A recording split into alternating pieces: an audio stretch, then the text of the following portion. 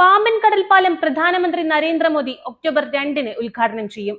പാമ്പൻ കടൽപ്പാലം പ്രധാനമന്ത്രി നരേന്ദ്രമോദി ഒക്ടോബർ 2-ന് ഉദ്ഘാടനം ചെയ്യും. പാക് കടലിടുക്കിന് കുറുകെ മണ്ഡപത്തെയും രാമേശ്വരത്തെയും ബന്ധിപ്പിച്ച് പുതുതായി നിർമ്മിച്ച 2.5 കിലോമീറ്റർ നീളമുള്ള പുതിയ റെയിൽവേ പാലം രാമേശ്വരം ദ്വീപിനെ വൻകരയുമായി ബന്ധിപ്പിക്കും. 545 കോടി രൂപ ചെലവിലാണ് പുതിയ റെയിൽവേ പാലം നിർമ്മിക്കുന്നത്. ഇതോടെ ഇടവേളയ്ക്ക് ശേഷം രാമേശ്വരത്തിലേക്കുള്ള ട്രെയിൻ സർവീസ് പുനരാരംഭിക്കും. രാമേശ്വരം പാമ്പൻ പ്രദേശത്തെയും രാമനാഥപുരം ജില്ലയിലെ മണ്ഡപത്തെയും ബന്ധിപ്പിക്കുന്ന ഈ റെയിൽവേ പാലം 1914-ലാണ് തുറന്നത്. കപ്പലുകൾ വരുമ്പോൾ തുറക്കാനും അടയ്ക്കാനുമാണ് പാലം രൂപകൽപ്പന ചെയ്തത്. 1988-ൽ ഒരു സമാന്തര റോഡ് പാലം നിർമ്മിക്കുന്നത് വരെ മണ്ഡപത്തിനും രാമേശ്വരത്തിനും ഇടയിലുള്ള ഏക കണ്ണിയായി ഇത് തുടർന്നു. രാമേശ്വരം ദ്വീപിലെ ജനങ്ങളുടെ പ്രധാന ഗതാഗത മാർഗമായിരുന്നു ഈ റെയിൽവേ ലൈൻ.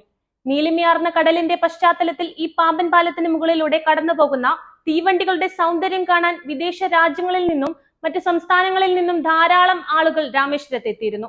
അതിനിടെ നൂറ്റാണ്ട് പഴക്കമുള്ള പാലത്തിൽ ചില അറ്റകുറ്റപ്പണികൾ നടന്നിരുന്നു.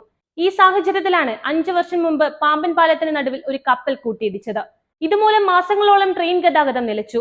ഈ പഴയ പാലത്തിന് പകരം പുതിയ പാലം നിർമ്മിക്കാൻ കേന്ദ്ര സർക്കാർ അനുമതി നൽകി. ഇതിനുശേഷം കഴിഞ്ഞ 2019-ലാണ് ഈ പ്രവർത്തികൾ ആരംഭിച്ചത്.